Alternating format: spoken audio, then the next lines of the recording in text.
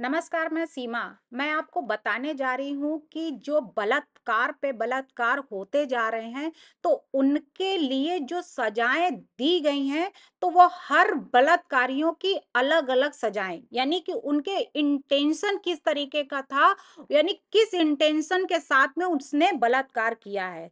तो हर बलात्कारियों की सजाएँ जो हैं, वो इंटेंशन देखकर ही दी जाएँगी। तो आज हम आपको सेक्शन बताने जा रहे हैं आईपीसी और बीएनएस का सेक्शन, यानी जो नई न्याय संहिता बनी है तो उसमें कौन से सेक्शन लगाए जाएंगे आरोपियों के ऊपर। तो आज हम डिस्कस करने जा रहे हैं जो अयोध्या कांड हुआ रेप का, कन्नौज कांड हुआ, बदलापुर का कांड हुआ, देहरादून का कांड हुआ और कोलकाता का कांड हुआ। तो इन कांड पर कानपुर का कांड हुआ। तो इन कांडों पर आज हम ये बताने जा रहे हैं कि कौन से रैपिस्ट किस तरीके का रेप करेंगे, तो उनके ऊपर कौन-कौन सी सेक्शन लगाए जाएँगे, कौन-कौन सी धाराएँ लगाई जाएँगी।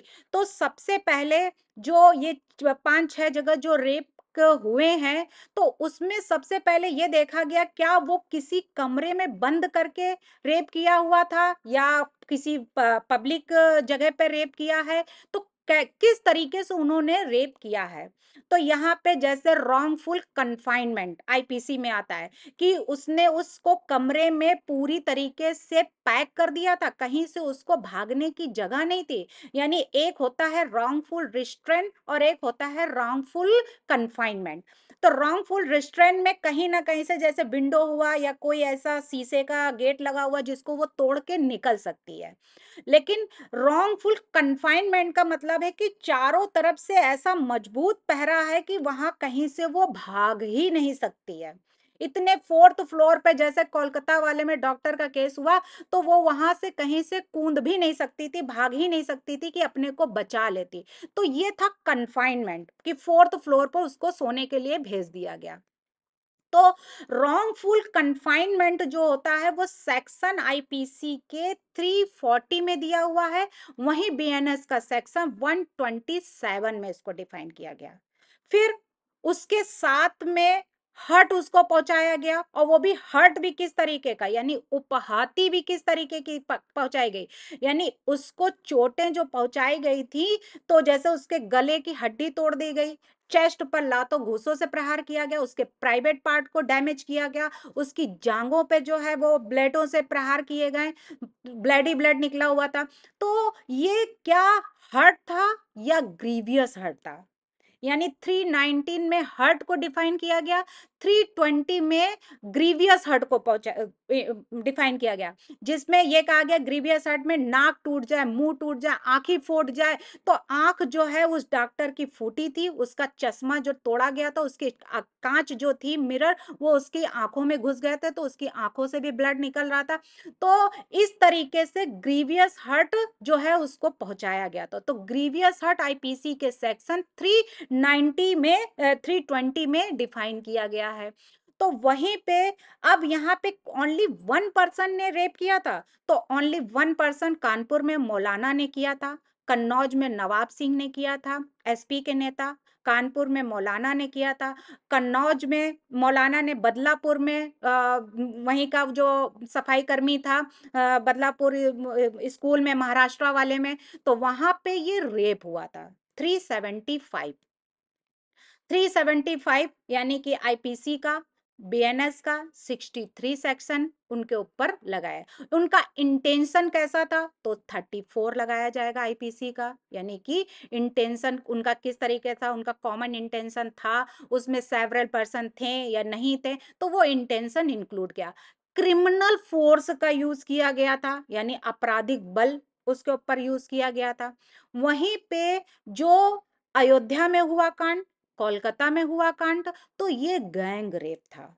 यानी कि कई लोग हैं, वन और मोर पर्सन, यदि एक से ज्यादा व्यक्ति हो जाते हैं, एक से ज्यादा पर्सन अगर हैं, तो वो गैंग रूप यानी रेप का जो कैटेगरी होती है वो गैंग रेप का रूप धारण कर लेती है।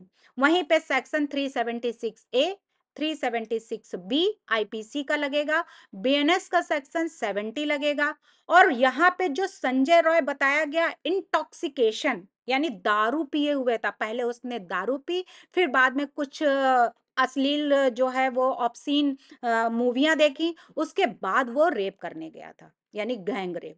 तो वहाँ पे वो नॉलेज के साथ में इंटॉक्सिकेशन किया था, यानी ड्रिंक की थी, या विदाउट नॉलेज के साथ में उसने ड्रिंक किए थे। तो अगर विथ नॉलेज के साथ में करता है तो सेक्शन 85 आईपीसी का, विदाउट नॉलेज के साथ इंटॉक्सिकेशन करता है तो सेक्शन 85 आईपीसी का लगेगा, बीएनएस का 23। तो यानी कि उसने विथ नॉलेज के साथ में किया था, उसको याद रहता वो हैबिचुअल है दारू पीने में, वो हैबिचुअल है इंटॉक्सिकेशन का, तो उसके ऊपर कोई फर्क नहीं पड़ता, यानी उसे सब याद था, जो वो कर्म कर रहा था, दुष्कर्म कर रहा था, उसको सब पता था। तो अब यहाँ पे जो डायरेक्टर पब्लिक प्रोसिक्यूशन, यानी इसको कहा जाता है डीपीपी वर्सेस बियर्ड का केस, आईपीसी का बहुत ही इंपॉर्टेंट केस है ये। विदाउट इंटॉक्सिकेशन के अंतर्गत बेनिफिट ले रहे थे महाशय जी, तो इसमें director public prosecution versus beard के केस में 73-75 में इनको सजा दी गई थी, और वहीं पे इन्होंने कहा कि मुझे तो किसी ने दारू पिला दी थी, इंटॉक्सिकेशन हमें कर लिया था हमने 85 के अंतर्गत, और मुझे छोड़ा जाए, मैं दारू के नशे में ऐसा गलत कार्य कर बैठा है, तो अब मुझे इससे छोड़ा जाए, और हमें कुछ भी याद नहीं था।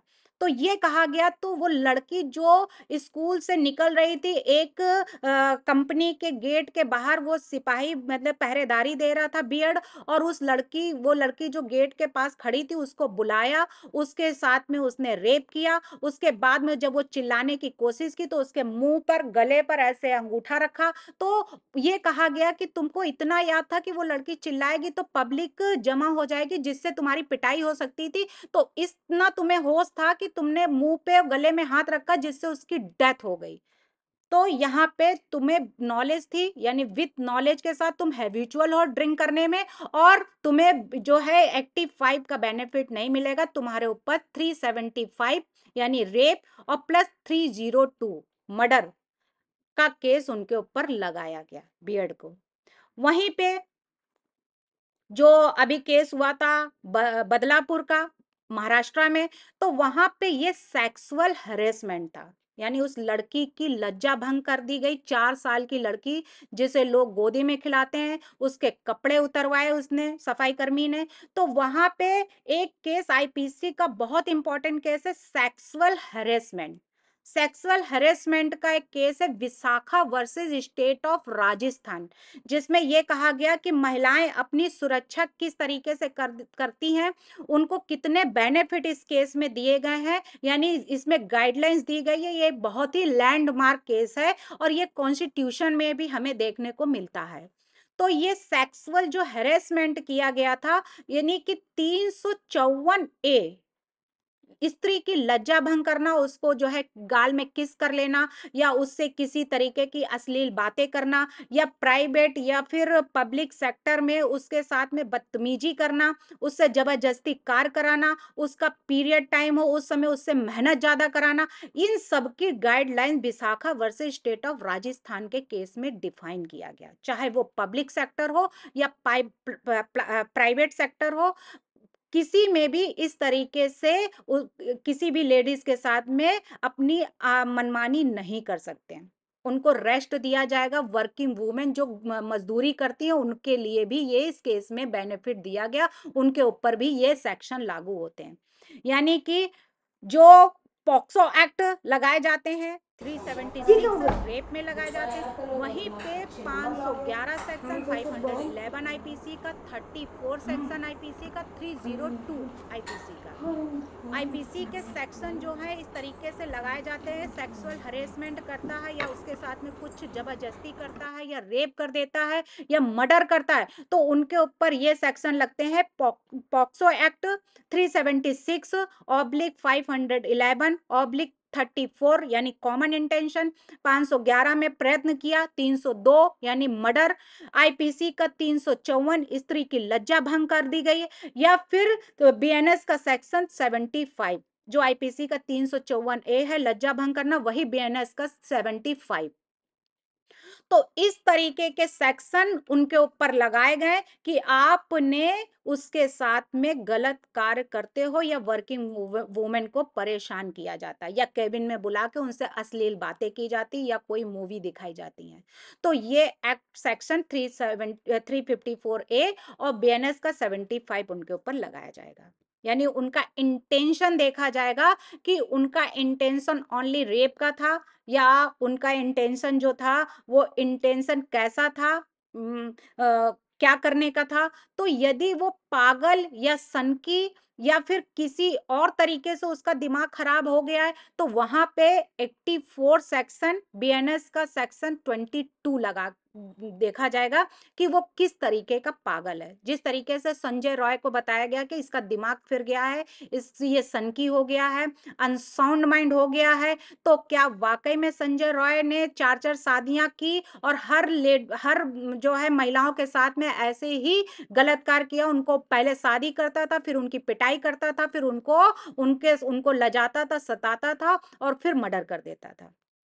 तो यहाँ पे संजय रॉय किस टाइप का पागल था? यानी जो सेक्शन आईपीसी का 84 और सेक्शन आईपीसी का बीएनएस का 22 के अंतर्गत उसको किस टाइप का पागल समझा गया? यानी वाकई में उसको जो किए गए, यानी पर्सन ऑफ अनसाउंड माइंड, जिसमें ये कहा गया पर्सन ऑफ अनसाउंड माइंड में ये देखा जाता है कि वो किस टाइप का पागल है।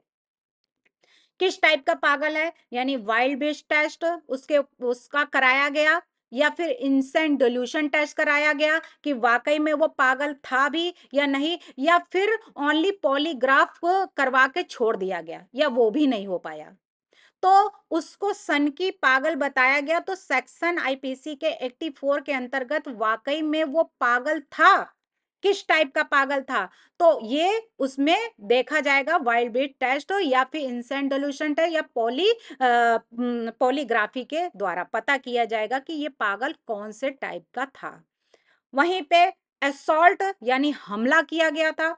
तो ये सब सेक्शन के अंतर्गत उसको जो है सजा जो दी जाएगी वो है, वो कॉन्स्टिट्यूशन का इसमें वायलेशन माना गया। यानी article 21 Indian constitution of article 21 के अंतर्गत ये वायलेशन माना जाएगा। यानी आपको फंडामेंटल राइट दिया गया, आपको पर्सनल ऑफ लिबर्टी दी गई है, लेकिन ये लिबर्टी नहीं दी गई है कि आप किसी के साथ में रेप करें, उसके साथ खिलवाड़ करें, आपकी जो मनमानी हो वैसा मनमानेपन का आप कार्य करें। तो ये गलत है।